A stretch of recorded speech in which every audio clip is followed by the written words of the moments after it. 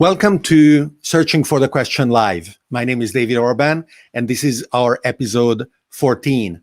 Our special guest today is Salim Ismail, and without further ado, welcome, Salim. Thanks for having me. Great to be here. So Salim has been the founding executive director of Singularity University, and then went on to publish the book Exponential Organization, co-written with Michael Malone and Yuri Van Guest, one of our students at Singularity University. And he also co-founded EXO, the consulting organization that went open source recently, becoming OpenEXO, that teaches all kinds of entities how to become exponential organizations themselves. He's also a speaker and does another gazillion things, and we will cover some of them today. So, Salim, what are the things that you are most excited about these days? Excited I think freaked out would be the more appropriate term, because it's a pretty surreal time right now. I think the world is in a broad inflection point of either going down a Mad Max path or a Star Trek path. And pretty clearly, we're kind of mostly heading down the Mad Max. And we, I think, as leaders have to figure out how do we tilt that into a Star Trek future. And that's the work that I'm doing right now. And that, I think, is the thing that's freaking me out the most. Certainly, the exponential trends that we tried to let as many people understand as we could, together with Ray Kurzweil and Peter Diamandis, as well as on our own, talking and writing and showing people that it matters. Yeah. They didn't quite get it. They didn't believe it, did they? Well, they did, but you still get this issue where people don't quite realize it, because the problem is it's such a visceral education. You can't explain it to somebody. But part of the reason we had all of our sessions being live in classroom type of sessions was that you had to kind of learn about 3D printing and then go build something on a 3D printer to really get it, right? The younger generation is natively doing this. They're growing up with 3D printers and modeling and Zoom in real time and Facebook and Instagram and everything else. But for the older generation, and certainly for the 70 and 80-year-olds that are actually running the world right now, which is a bit of a frightening thought, they have no concept of this. And so getting that across was very difficult. The gift, I think, from Corona is that the world understands exponentials very, very quickly now around doubling patterns, and we hear everything talking about doubling rates. And so it's a sad way of learning about it, but at least it's getting across. And I introduced some time ago a paradigm I call that of jolting technologies, where the rate of acceleration is actually increasing.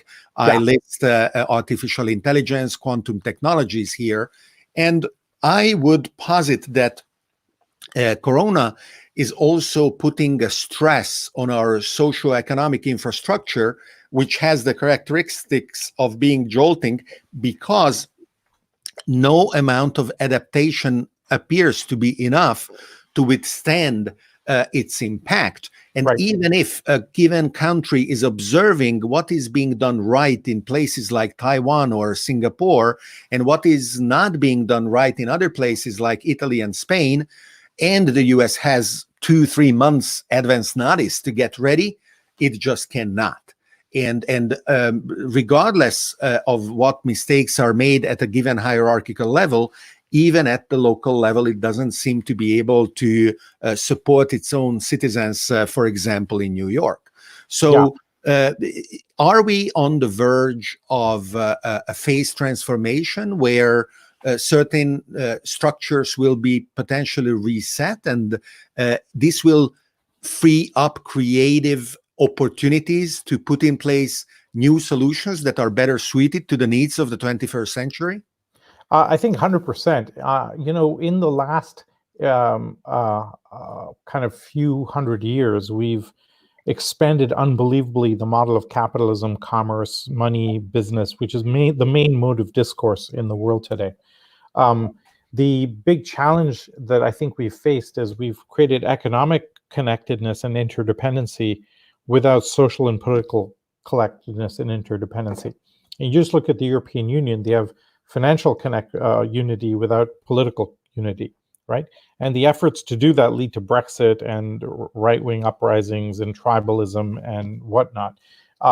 And my namesake just voting himself unlimited powers of emergency measures without any end to it, right? At least you have the right name for that. So so now the challenge is that economic interdependency without the political and emotional and spiritual connection will not work. We have to do this all at once. And I think of Corona as a singularity, right? I mean, all models break down now. We have no idea what's on the other side of this curtain and what the world would look like. The smartest guy I know on the macroeconomics situation basically thinks that instead of 85 trillion of GDP this year, the world will be about 20 trillion in GDP. Yeah. And who is that? His name is Jeff Booth. He's the head of YPO Vancouver, and wrote a book. Here's the book that he wrote. He wrote a book called The Price of Tomorrow, and really detailed analysis of the economy, the macroeconomic situation. And he made a really simple premise of observation as the premise for the book. 5 years ago, we had 50 trillion in global GDP, and the world was $150 trillion in debt. Roll forward 5 years. Last year, we had 85 trillion in GDP, and the world is 280 trillion in debt. So we're doubling debt to increase GDP linearly. Okay, so we have exponential debt. That's how we're growing GDP, which is a bad thing and will not sustain. Basically, the last 10 years of economic recovery has been completely from governments printing money. And he theorized there were two things that would break that bubble. Technology deflation, which we've started to see, or cryptocurrencies. But we have a third now, which is Corona. And the coronavirus basically breaks this down. And here's the tension. At one level, the entire global economy is based on money flow and money velocity and money moving through the system and consumer spending on 70% products, 70% services, 30% manufacturing, etc. But if you have social distancing, you can't spend the money, and the money stops moving. And so now we have an incredible tension, and that breaks the global economic engine.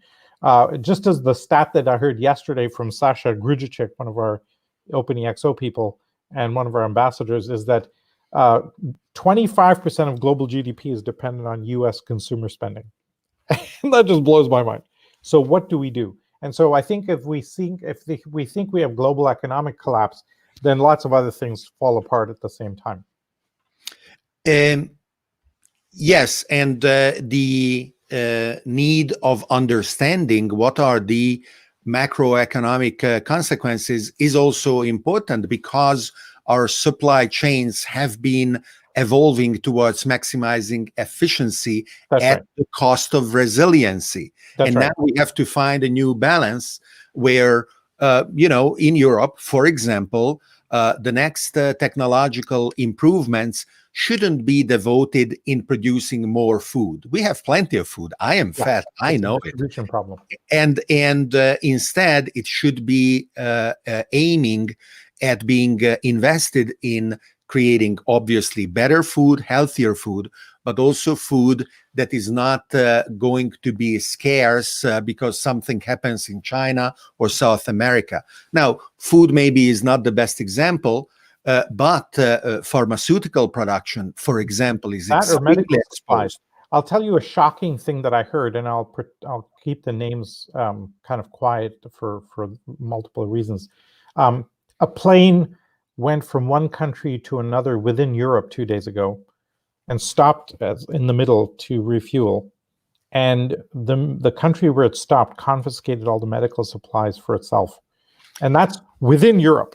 Okay? Yeah. So It is being reported in Italy daily. I'm speaking from Italy, right? Yeah.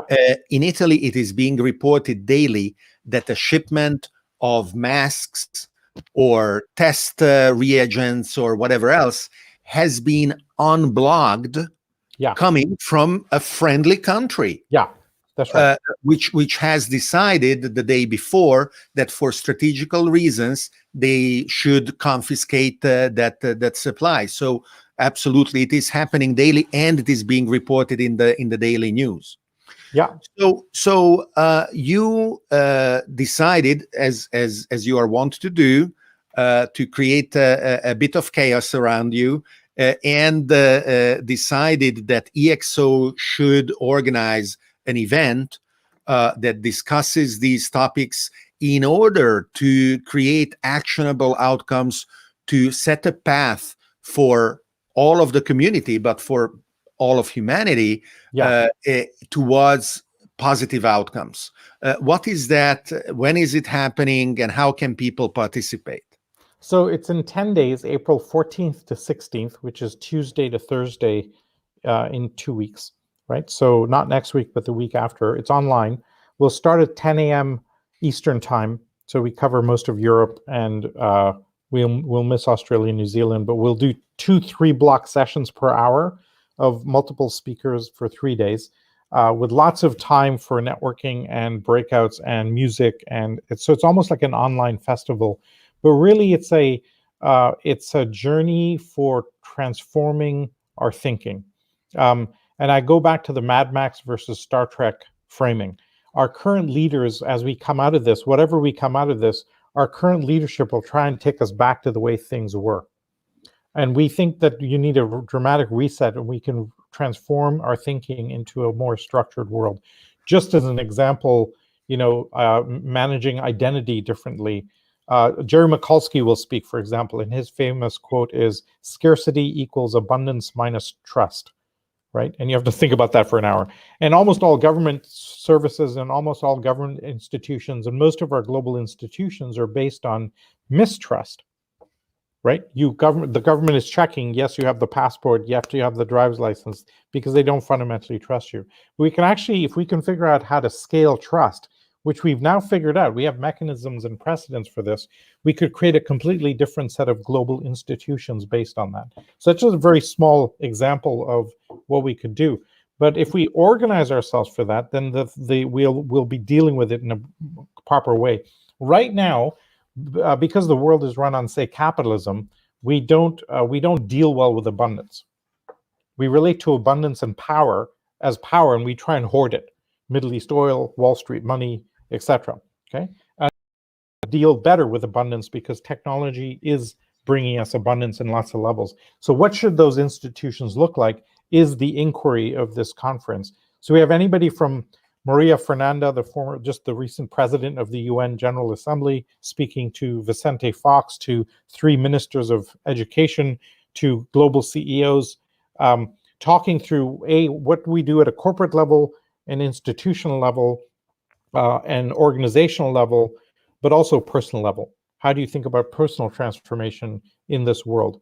And so we're going to talk about where is the world stuck right now in 5 major areas like planetary health, governance and institutions, the breakdown in democracy.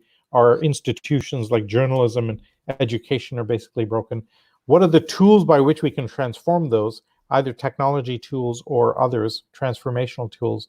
Where do we want to go? And then we'll challenge our viewers, our participants, to take it on and start going down that path, because we have to do this now collectively. So one of the things that you didn't mention is the name of the event, which is EXO World. and EXO World is a completely digital experience which anybody can attend. A browser on the computer is enough. There's nothing to download, nothing to install. And the way that you can participate is by going to this special URL. exoworld.live/David-Orban with an uppercase D and an uppercase O. Pay attention to that detail, otherwise it won't even connect. Doing that, you can actually buy the tickets to the event at a heavily discounted price. The original price is almost $600, and you can get it for a limited time, and the total number of tickets that is itself limited for $147. Now, and the idea is to, people come to the executive program and pay thousands of dollars, right? The idea is to make this as widely available as possible. We have quite substantial production costs and AV and backup systems and so on. We found a platform that can host up to 100,000 people on the same platform with failovers, etc., with networking built in, which should be interesting, and breakout groups in local languages. So it should be really quite a fascinating, fun event. I want to reaffirm the validity of paid digital experiences. Obviously, there is a super abundance of choice today, and everybody can have their hours filled with absolutely free content, or close to free, because they are already paying whatever monthly fee to Netflix or whatever other platform, and then there is no amount of hour that they cannot fill. However, what we aim with EXO World is to achieve quality, is to achieve value, is to achieve actionable outcomes, to achieve community building that is worth not only the very limited resource we have of our mortal time, but also the, as of right now, still scarce resource of cash, and attention, of course. And the reason, we have the production costs, but B, I think that when people pay, even if it's a small amount, then you pay attention, and there's a behavioral economics that comes in. Yeah, so you want those people that are willing to be there, and they feel they should pay. They feel they should attend if they pay, and then they'll be present a little bit more. We've seen now the cost of not understanding exponentials and not understanding what's going on in the world. So let's open this up to a broad global audience, and then more importantly, empower that audience to actually go do this work of transformation. As well as the event becomes itself sustainable. So organizations like OpenEXO and others who get inspired by the feasibility of something like this. Very importantly, all proceeds from this, all the profits of this event go to funding the future initiatives that come out of the event. So that's a really important point, so that we create an engine for the future. And so you mentioned a little bit the structure of the event. Can we go back to it? Who are some of the speakers that you would highlight that you are proud to be able to feature? What are some of the breakouts?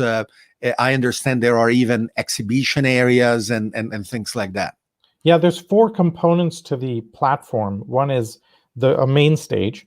A second is breakout sessions. A third is networking. So you click a button and you are given 2 to 3 minutes with somebody randomly, and you can interact and get to know them a little bit. Hopefully language works in some cases. And the fourth one is expo booths. So what we'll be doing, and I'll give you an example that's very dramatic that we'll be showcasing right away. This is a company where we have a partnership with them called Wellways. Okay, and they have created this this thing here. I'm going to show it on the screen. So if you can see this, it's a pad that a woman would wear on left and right side of her chest, and those are very detailed temperature sensing ribbons. Okay, so you wear it for about 10 minutes. You take a picture of it and upload it. This turns out to be 80% better at detecting breast cancer than a mammogram. With no radiation, you can do it at home for free. It costs about $20, and it is FDA approved. Wow. Okay, so we can essentially nail breast cancer globally, and we'll be talking about this in the first hour, right? And every couple hours, we'll be showing something that just magically transforms the world, because we have those technologies. What's really inspiring today is, for the first time in human history, we have all of the world's medical scientists and researchers focused on one problem, right? And the breakthroughs that will come from that are very, very profound. So this is the potential that we can enact and execute against if we have the time. So as we go through and say this is what the future looks like, we really have an obligation. I don't think of this EXO World as an opportunity. I think of it as an obligation. We have some insights. We want to share this and kind of show the world, let's get this out there and let's transform our future. So I want to thank our viewers who are numerous on all the platforms where we are streaming, on Facebook and YouTube and Twitter and Twitch, who are greeting us, like Mario Arcidiacono, who feels it's a pleasure to be together, as well as Giancarlo Valente saying great. And I invite them to send them questions. We have Salim with us, which is already an achievement, because of course he's crazy busy putting all of this together, and I am conscious of his time. And we have him for another 10 minutes. So this is the time to send questions to Salim. We will be very happy to answer them in real time. And then Salim will be followed by Kevin Allen, who is caring for the wider Open EXO community that is essential for making this event a success, as well as bringing on the ground all over the world the exponential thinking that has been powering the initiative for several years. For those who don't know it or don't understand it, how would you describe succinctly what is an exponential organization? Got it. So, all of our organizations in the past were designed for efficiency and for predictability. And they were top-down hierarchical structures, very command and control, designed to deliver 100 million widgets around the world, Big Macs or diapers or Tide detergent boxes, etc. And most of our organizations are organized in that top-down structure. But that doesn't scale very well, and you lose agility, you lose flexibility, you lose speed, and you end up with an immune system that resists disruptive change. And the challenge is that disruptive innovation is now the driver. And how do you juxtapose with that? What we noticed over the last decade is there's a completely new breed of organization where we've learned how to scale the organization structure as fast as we scale technology. And that's essentially what EXOs are. So you think about Uber scaling its drivers, or TED's using community to scale to a global level. And we have a group of a few hundred and a few thousand of these. What we didn't expect was that we're seeing this now in government structures, etc. The Ministry of Oceans in Mauritius is now apparently completely run on an EXO model with community dashboards, algorithms, the whole thing. And so we've been advising now heads of state as to how to think about this.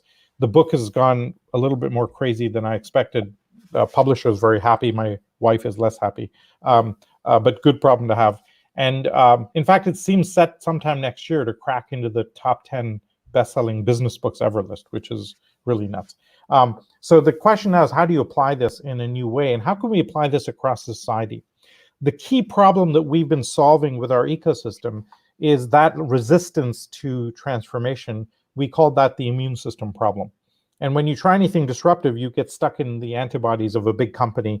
And anybody who's tried to manage innovation in a big company knows this. They have arrows in their back from the legacy mothership attacking it. We've now found a solution to that. And we have a 10-week sprint that we've run 30 times in big companies around the world: Procter & Gamble, Black & Decker, HP, Visa. But more importantly, we've now learned how to do that in the public sector. Because in the public sector, existing policy is the immune system. right? How do you solve bankers fighting Bitcoin or taxis fighting Uber? And we've now solved that problem. It takes 16 weeks, but it works. And now with that tool set, if you have a dramatically new idea like this breast cancer example I'm giving, we can actually get it implemented. And so that's why we're excited about giving that tool set and opening that up to the world. Because if we can have people, we now have 4,000 people in our own community, but that's a drop in the bucket compared to humanity. And so that is the reason for this other book to be born, right? That's right. So Exponential Transformation, primarily authored by Francisco Palau, basically breaks down the sprint for companies and says anybody can pick up this book and run it and transform their company. So we open source the process, right? Because if we tried to own it, we'd get to like 1% of the companies, and we want to transform the world. So the opportunity for EXO World is to be a catalyst, amplifying the voice of the existing OpenEXO community, welcoming new disruptive innovation practitioners, and giving them a platform where their products and services can be seen. And what do you expect to happen after EXO World? I mean, you will sleep more than 3 hours a night for a few nights, but how can somebody who attend, what can they expect to do in terms of not let it be just those 3 days, but to be the start of something longer? Yeah, in fact, we think of the end of day 3 as time 0. And we basically want to start a new calendar, like a Star Trek calendar, starting at that point in time, basically saying, okay, we are now going to transform our global institutions. And Alex Lightman asks a great question here. How do we upgrade civilization around this? Somebody really amazing gave me a quote that we've not civilized the world, we have materialized the world, right? Now, having materialized the world, we now have to do the work of civilizing it. We're basically, as the mention is like Lord of the Flies, we're apes with tools, and we scale tribalism. And we now need to scale abundance and other constructs that allow us to navigate the world in a more peaceful, ethical way. And I'll repeat it again, what I said at the beginning, that left to itself, our leaders are going to take us back to where we were, and we're heading down a Mad Max path. We really need to go towards a Star Trek future.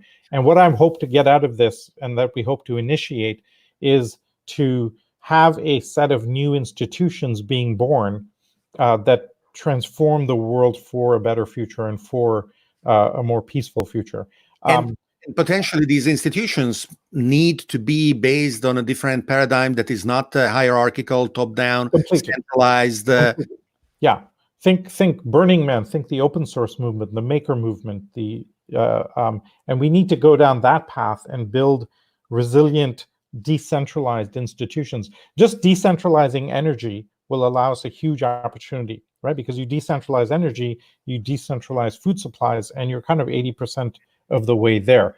The big challenge is going to be navigating the legacy. And Corona is a gift in that sense, because the legacy breaks. And now we have an open field in which to build the new institutions. The best comment that we've heard is a comparison to Bretton Woods. So after World War II, there was a conference called Bretton Woods, where the institutions that run the world today were formed: the UN, the WHO, the World Trade Organization, UNICEF, etc. And Nishan Durgnarain, who is fairly senior at the World Economic Forum, said, "Oh wow, you're the Bretton Woods of the 21st century." And we thought, well, we're better up the game on this one. Exactly. That is a wonderful challenge, as well as if you call the day after the end of the conference day 0, luckily, as destructive as the pandemic is being, it is not World War III. Yes. I mean, however, in the there is no guarantee that in their death throes, and their ignorance and stupidity, some organizations, whether private or governmental, are not ready to destroy the world in their hopeless attempt to preserve power. Well, how can we prevent that? Yeah, I don't know how you prevent that, because that will be the natural tendency. people would much rather be comfortable than happy, right? And people will want to go back to the old way because they know it, they understand it. And so we have to actually progress, and we have incredible breakthroughs in technology, like the example I just showed you, right? Now, here's the challenge. This thing actually could solve breast cancer globally. Try implementing it, and you'll see a resistance from the pharma companies, from the etc., saying, no, this can't possibly Or work. Alex again is asking, how can we decentralize the World Health Organization or the Centers of Disease Control? Yeah. These are non-trivial challenges. Non-trivial. This is not a minor task that we're taking on. This is world level stuff where we need to build an environment. The problem, I think the World Health Organization is doing an amazing job. The problem is it has no teeth, right? And local leaders, like the idiots in some states are saying, and some countries are saying, oh, go party, it's fine, right? And actually causing untold damage and death unnecessarily. And so this is if people could rely on a trusted voice, then you can go to that trusted voice and then learn what's actually happening and ignore what your current leaders are saying, etc. Mario is asking a long question, but if I can synthesize it, would you say it is easier to start disrupting businesses or governments? It's easier with businesses, and the startup world is naturally doing that. So I think that kind of is done. The really magical thing today is, in the past, advanced technologies always cost a lot. And only a big company or a government lab could afford to do R&D and release new products and services based on that new technology, GPS or Bluetooth or whatever. But today, for the first time in human history, advanced technologies are very cheap. Solar energy is very inexpensive. The blockchain is open source and free. And for the first time ever, an individual can just make a massive difference in the world. And let me reference Elon Musk here, okay? His methodology is incredibly simple. Take a technology that's growing exponentially, aim 10 years out, where will that technology be in 10 years, and build a company to intercept that curve in a 10-year period. That's what he does, whether it's battery technology, solar energy, space technology, neural links, whatever. And so when you can take advantage of that fact, and the younger generation, all the advantage now sits with startups. What we need to do with the older generation and the legacy institutions is get them out of the way. So I am, of course, in love with all kinds of technologies, and as a consequence, it is hard not to make me unendingly optimistic. It is certainly my desire to just take those who resist and to tell them, listen, it's gonna be all right. Don't worry. Your power, your position, if you want the beautiful ribbons like the constitutional monarchies in Europe, we will give you all that kind of recognition, and you will feel good about it. Just let us do our thing, because we have a universe in front of us to discover and to explore. And I hope that it is going to be possible to let them understand. Income and wealth inequality are huge problems, but the solution is not to stop somebody like, for example, Elon Musk or Jeff Bezos to try and do the amazing things that they are doing, right? The point is to let everybody try to do the same things. Yeah, and the magic part now is you can't stop it. You know, if you went back, say, 100 years ago, the richest people in the world exclusively had inherited their wealth. They didn't create it. They inherited it from family or stealing from the country or whatever. Today, almost exclusively, the richest people in the world have earned it. Bill Gates, Jeff Bezos, Larry and Sergey, Zuckerberg, whatever. You may argue about how much money they have, but they've earned it. And they've created magical things. So the opportunity for an individual to make a huge amount of money is unbelievable today. Can I tell you a crazy story? Of course, please. When we did Exponential Organizations, we hired a graphics designer off Odesk and Elance, which is now Upwork, to do the graphics design and draw the brain diagram, et cetera, et cetera. I got a call from him a year ago, and he said, "Hey, I'd like to talk to you." And I said, "What about?" He said, "I want to invest in your company." I was like, "Oh, I didn't realize you had money to invest. We hired you for like $20 an hour off these platforms." He said, "Oh, you didn't know?" I said, "No, what?" He goes, "He read the whole book to understand it, to do the graphics design properly, got excited by crypto, went and invested a bunch of money and made $10 million." Right? So, and I'm like, damn. So never before possible has somebody been able to take an action and make a huge amount of money without the institutions owning it, right? And this is the magic that exists today. And what's going to happen, I think, from a positive structural and constructive point, is that this virus, even though it's not that dangerous overall, is breaking all of our legacy ways of working. And now we have these new opportunities that we can sponsor and seed and put soil under. So Rick references the way that companies can get funded and financed. And Rick is a great blockchain and Bitcoin practitioner in New York. And he's asking a follow-up question. What is the measure of returns if those returns are not necessarily or only financial? Well, I think, if I put on my metaphysics hat, right, and I have a side hobby in that, and just pretend everybody's drunk 2 glasses of wine just now, we've run the world on money, commerce, business, capitalism for the last few hundred years. Very successfully, because we've lifted the world out of poverty. We can feed the world essentially today, etc. Now we're transitioning, though, from money to information, right? A startup is interested in collecting data rather than money up front. And they're fungible today. Data is the new oil, etc. As time goes by, as the cost of energy, healthcare, education goes to zero, as the cost of information has gone to zero, we'll have energy, all these other areas going to zero. We'll see a really profound shift in more and more information. We're more and more data driven. Okay. And so this is a completely new paradigm that we've never seen before. And we have a completely new mechanism for evolution as we see it. The danger is that we just don't know how to navigate that. And we keep going back to the old world and keep measuring things against the old world. So we have to kind of have the clean slate. This is why we're hoping to inspire the young leaders of the world to really take over. The problem with anybody over 40, and I'm over 40, is that you'll subconsciously try and take things back to where you were. And I can tell a quick example of this if you have time. And I've got about 5-7 more minutes I can take for this, if you're okay with that. But so about 5 years ago, Peter and the board at Singularity did an offsite, and they asked me to come to this offsite board meeting and said, what's the vision for SU going forward? And I kind of said, look, we're almost 10 years old now, and if you went back 10 years ago, we would, knowing what we know now, we would do things very differently. With social media, Facebook was just getting going, e-learning platforms, MOOCs, etc. And the board said, that's interesting. Go think about that. If you had to recreate SU today, what would it look like? I tried that exercise 4 separate times and I couldn't do it. Right? Now, we're 10 years old.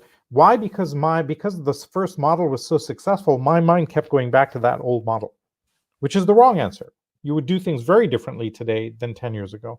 And so that's how difficult it was for me, theoretically an open person, to go and rethink that. What hope is there for a 70-year-old bank CEO to rethink this world, right? There's some bylaw that says you have to be below 25 years old to program the blockchain. You can't get your head around it. One of my favorite neologisms is neoteny. The survival in adulthood of childlike features. When we use emojis and we post stupid GIFs to each other, we are silly, and our wives are frowning and looking at us like we were not manly enough. But the point is exactly that we have to force ourselves to be like a child in order to be ready for the new mindset that we must be able to wear and to embody if we want to embrace what is coming. Yeah, so what I would like to do is basically find the smartest 25-year-olds around the world and just hand the world to them. I mean, they'll figure it out. Oh, well, for sure. And then you and I can go to Mars and do our thing over there. Giovanni is asking, is there going to be a new version of Exponential Organization? I think he refers to the book. Yeah, yes, it desperately needs a second edition. It's 5 years old now.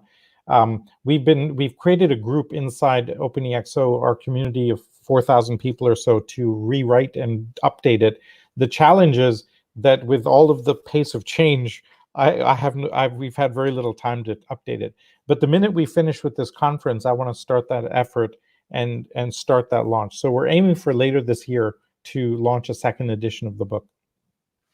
Wonderful. And I am sure it is going to be propelling the publication to even higher degrees of success. I don't know what is the position it can achieve after being the best-selling business book of all time. How can you go? It might crack into the top 10 is what I'm saying. But what it seems to be is that as we shift from scarcity to abundance, right? Think about the idea that almost every business in the world is based on scarcity. In the last 5,000 years, if you don't have scarcity, you literally don't have a business. And for the first time, we're finding business models around abundance, and that's what exponential organizations do. And I think without realizing it, we hit an inflection point in how you organize for this new world. And that's the model that's playing out. And the model was already playing out. We just put a label on it, right? It's not a new model. This was already there. And we just said, we see this, let's formalize it, let's put some structure around it, and off we go. I really need to jump into. Yeah, that's why I brought in our second guest today. Yeah. And it is wonderful to have had you, Salim. It is really a pleasure. This conversation is energetic and exciting, and our viewers have certainly appreciated it. Thank you for coming, and good luck with the event, and talk to you soon. Thank you very much. And now you have consistency of hair, facial hair to match. So big hug to everybody. We'll see you soon. Okay, bye-bye. Hey, Kevin, welcome. And let me hide the banner so your name can be seen as it should be. Kevin Allen is the director of community at OpenEXO, the successor to the original EXO, which embodies the same principles under an open source mandate, meaning we have excellent revenue opportunities in consulting with businesses and with our clients, but we know we cannot do it all. Why don't you please come and take business away from us that we couldn't handle anyway, right? Is that it? That's about right in terms of the idea to make it open source. Because at the end of the day, I mean, as a founding community of people, everyone had the idea that we can transform the world for a better future. We can have that Star Trek future that Salim was talking about. But if we're going to do that, we need an army of people. We need hundreds of thousands or millions of people who actually can go out there and do that. And so that's when the decision was made. We need to make this methodology open and let people go out and do it themselves.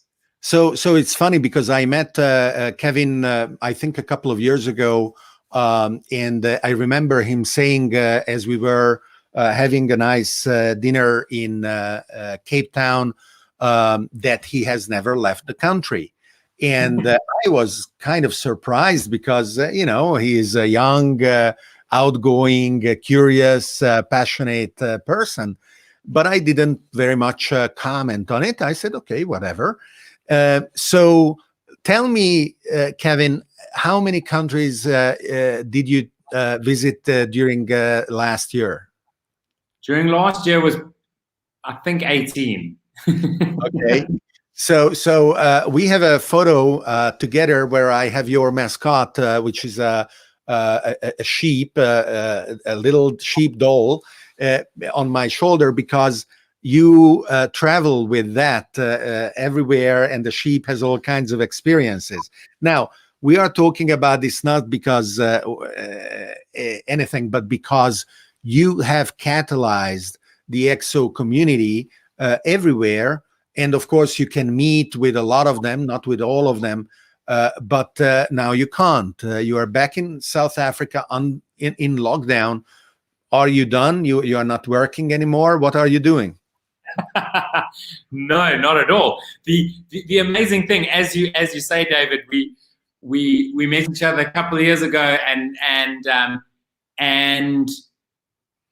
you know, I guess I had traveled using the internet because we have that opportunity. And when I took up the role of the community sort of director at OpenEXO, after being a community member, just being a very passionate community member, someone who really wants to change the world, I did make it my mission to visit people in person, to understand the different different people around the world, and of course as you would agree, having traveled quite a lot, we do have differences, but we have a lot more similarities with people around the world, and that galvanized the need for really growing a community that believes in exponential. And so I, of course, whilst traveling and visiting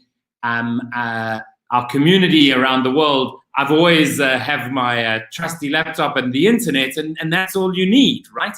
So right now, whilst I am back home in my home country, I am still living in an Airbnb because I do not have a full-time home, and luckily it has a really good view of Table Mountain. But yeah, so absolutely still working hard, still doing a lot of work for EXO World. I know that there was a comment earlier, someone asking, how do we make this viral?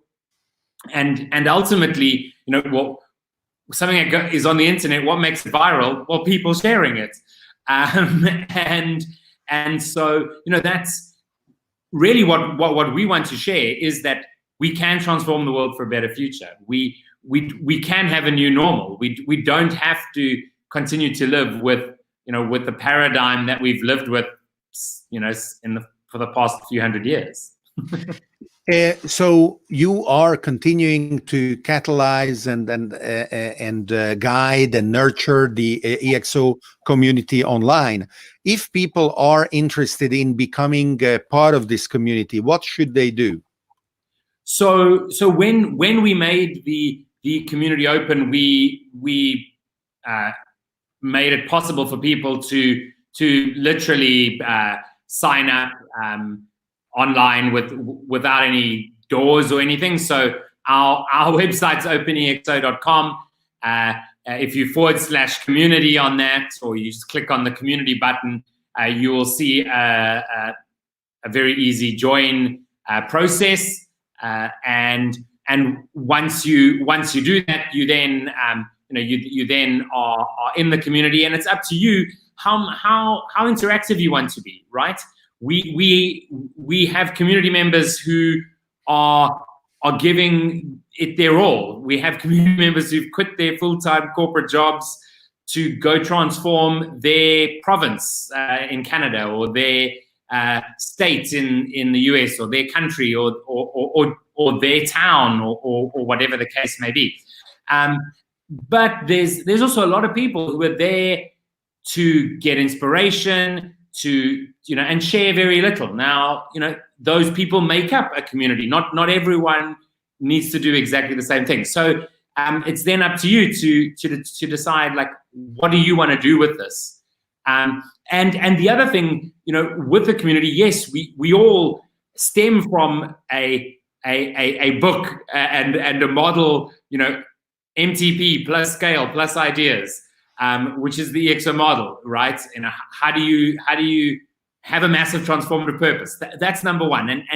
And whilst in the original book an MTP was there, we as a community have all agreed that it wasn't given enough, maybe enough. What is an MTP?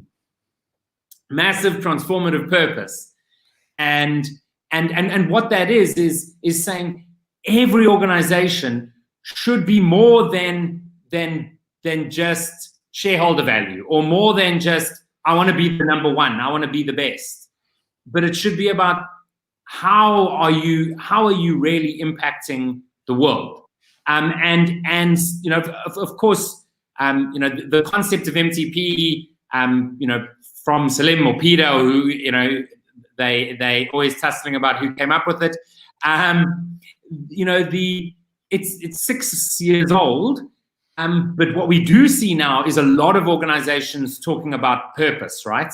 You know, BlackRock saying we'll only invest in purposeful companies, and there's a big realization that actually profit follows purpose, and so yeah, so that's right at the core of our community, is that you know, MTP, and then of course the exponential model, and so yeah, so really quite a vibrant community, and there's a lot of new things that happen. So right now the community, together with sort of led by Francisco Palau, are developing a program called EXO Launchpad, which is to say, well, if you are a startup and you're not thinking of the exponential attributes, are you doing the right thing? Like, yes, you might be using an exponential technology like blockchain, but are you actually leveraging algorithms and community and leveraged assets, and do you have dashboards internally? Are you giving your everyone autonomy? You know, so many incubators out there don't talk about this stuff. Everyone does the business model canvas, great, but you can have an amazing business model that's linear, that might, you know, work for a while and then, you know, not actually have that exponential impact. And you can apply this model to things that are not software companies. Everyone thinks, oh, well, it's, you know, yeah, for software companies. But there are physical goods stores and people in hospitality and a whole bunch of folks that are actually implementing this, which is really great. And like Salim said, it's not like it was they came up with anything. They reverse engineered this, right, from what they could see happening in the world. So yeah, so the community is really all working on amazing things. You know, hopefully soon we'll see exponential leadership, which Yaroslav, who's our chief learning officer, is his massive passion is leadership, and, you know, how to be a leader in exponential times. And so yeah, so amazing community. Of course, I'm quite passionate about it. So that is really wonderful. What is going to be your focus during the event? It's kind of an all hands on deck experiment where a lot of things will go right and some others will go wrong. How will you try to make it as good an experience for as many of the participants as possible? Yeah, so my role really, I mean, from a community building point of view, is you know, to push that the experience is very much community driven, and then to really drive interaction after the event as well, because like Salim said, you know, this needs to be day zero, and actually day zero in Cape Town terms is not a good thing to say. Of course, that's the day we thought we'd run out of water, but day zero being, you know, where we start, and so yeah, my role really is to drive that. You know, we're very excited about the fact that, you know, we have a platform that is very interactive, and we have an agenda that, whilst there is going to be, you know, main stage talks happening, those are only going to run for you know, an 8-hour type of day, and this conference is running for 72 hours. It's going to be open for 72 hours. It's a virtual conference center, and it's going to be there for 72 hours. And so does it mean that even though probably people in certain time zones are going to be asleep, somebody else could still be talking or organizing a breakout session for the people on that other time zone? Absolutely. So we, of course, together with our community, are organizing essentially side events as part of the main event, where there will be local breakouts. So, for example, we have an amazing community member and ambassador based in Vietnam who is going to be running a program in Vietnamese. So that is supremely important, because today we'll still have a few realities that digital hasn't overcome. One yes. is that unless you are a weirdo or forced by your job, you will sleep in the night and you will be having fun and working and whatever else during the day. So time zones actually matter even for digital events. The other is that even though automated captioning and AI translation are starting to make translated subtitles appearing real time on your video possible, it is still not perfect. And definitely it is not at the point where we could have a conversation if neither of us spoke English. But what you are saying is that the community is stepping up to the challenge of organizing local language events around EXO World. That is wonderful. Yeah, absolutely. I mean, it's for me, that is really what differentiates this from any other sort of online event, because it's going to give people the opportunity to then discuss things in their own language, or have breakouts about different topics. And like you said, we're experimenting some things. We're going to make it available for participants to launch their own session. Now, many people might be freaked out by this. The scarcity mindset says someone might create a session whilst Peter Diamandis is on the stage and everyone will go to his session. Well, if that happens, the people will vote with their feet. And that would be so much fun to upstage Peter. And then he will go like, can I go there too to watch? So just like we actually ran a demo last night, and David completely upstaged me and took all my participants down. Just kidding. But I did, yes. Ultimately, we really want people to have an experience that is immersive and that people can actually participate and make a meaningful impact. Because yes, we have amazing people, and there are going to be amazing speakers, people who've worked on certain technologies and certain problems and certain solutions that can be extremely inspiring. But what we need to all remember is that all of us have amazing potential. I insisted with Salim as well, but I want to reiterate, after event follow-up is going to be crucial to make sure that the energy and enthusiasm is positively channeled in actionable outcomes that can be measured and then documented and shared with the rest of the community. Simple things like somebody being in every possible session to take note of the URLs or whatever books or things that are mentioned. Like I have been doing it a little bit while Salim was talking, and then putting them on as quotes. But this should be done almost simultaneously, or maybe actually simultaneously, because the tools are now available to have a real-time transcription of what is happening that is going into a Google Doc, and then people can start annotating in real time the doc as the person is still speaking, with hyperlinks and footnotes and whatever else. And this is, of course, just a little example and a suggestion. Yeah. So, Kevin, it has been wonderful to hear from you. Thanks to you and Salim for having joined Searching for the Question Live. And I am looking forward to have you in the event together with me as well, because I will be one of the keynote speakers. And I invite our viewers to go to exoworld.live